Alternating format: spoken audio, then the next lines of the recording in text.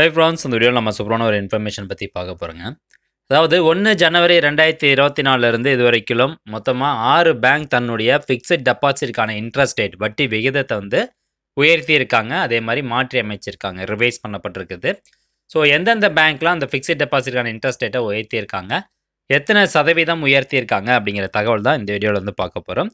சரி, வாங்க வீடியோக்குள்ளே போகலாம். முதலாவதாக Punjab national bank. So Punjab national bank பார்த்தீங்கன்னா மொத்தமாக 80 பிபிஎஸ் அப்படின்னு சொல்லுவாங்க. அதாவது 80 பேசிஸ் பாயிண்ட்ஸ் உயர்த்தியிருக்காங்க சிங்கிள் டென்யூருக்கு. சிங்கிள் டென்யூர்னா 300 நாளுக்கான ஃபிக்ஸட் டெபாசிட்டை பொறுத்த வரைக்கும் 6.25% இருந்ததை 7.05% ஜென்ரல் சிட்டிசன், அதாவது பொதுமக்களுக்கு உயர்த்தியிருக்காங்க.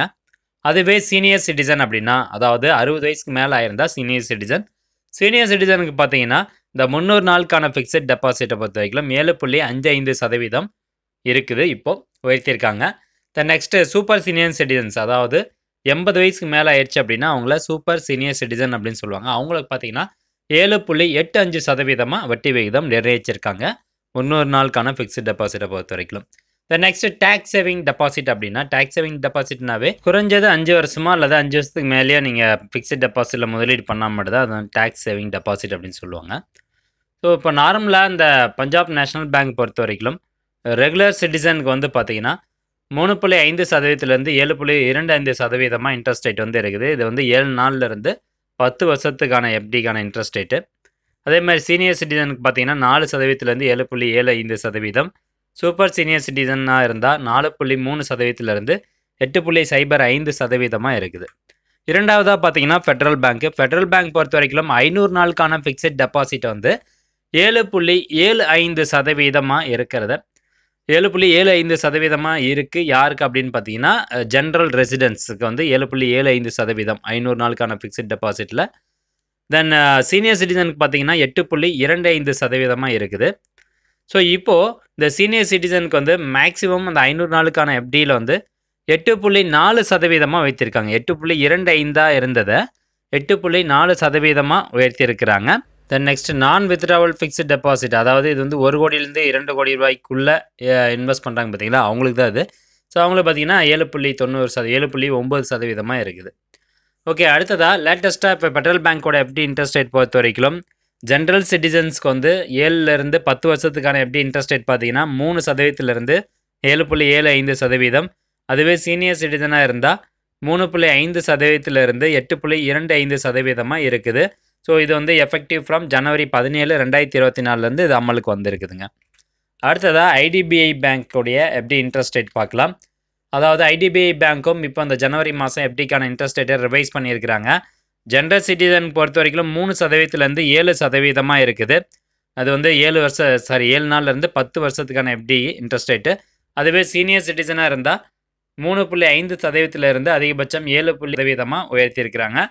இந்த ஐடிபிஐ பேங்க்கும் பார்த்தீங்கன்னா ஜனவரி 17, 2024 இந்த ரிவைஸ் பண்ணப்பட்ட இன்ட்ரெஸ்ட் ரேட்டை அமல் கொண்டு வந்திருக்குது. Next bank of Baroda. Bank of Baroda பொறுத்த வரைக்கும் ஸ்பெஷலாக ஒரு short term deposit scheme introduce பண்ணியிருக்கிறாங்க.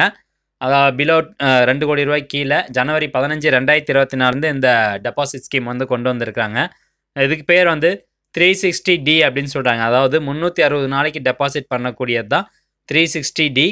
இதற்கான இன்ட்ரெஸ்ட் ரேட் பார்த்தீங்கன்னா 7.1%. இது ஜென்ரல் சிட்டிசனுக்கு. அதுவே சீனியர் சிட்டிசனாக இருந்தால் 7.6% இன்ட்ரெஸ்ட் ரேட் கொடுக்குறாங்க. ஒரு வருஷம் கூட கிடையாது, வெறும் 360 நாளைக்கு 7.6% சீனியர் சிட்டிசனுக்கு இன்ட்ரெஸ்ட் ரேட் கொடுக்குறாங்க.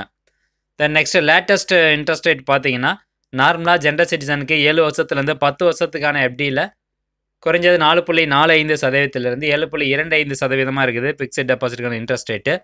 அதுவே சீனியர் சிட்டிசனாக இருந்தால் 4.75%லேருந்து 7.75% இருக்குது சீனியர் சிட்டிசனுக்கு. அடுத்தது பார்த்தீங்கன்னா யூனியன் பேங்க் ஆஃப் இந்தியா, இவங்களும் ஃபிக்ஸட் டெபாசிட்கான இன்ட்ரெஸ்ட் ரேட்டை உயர்த்திருக்கிறாங்க.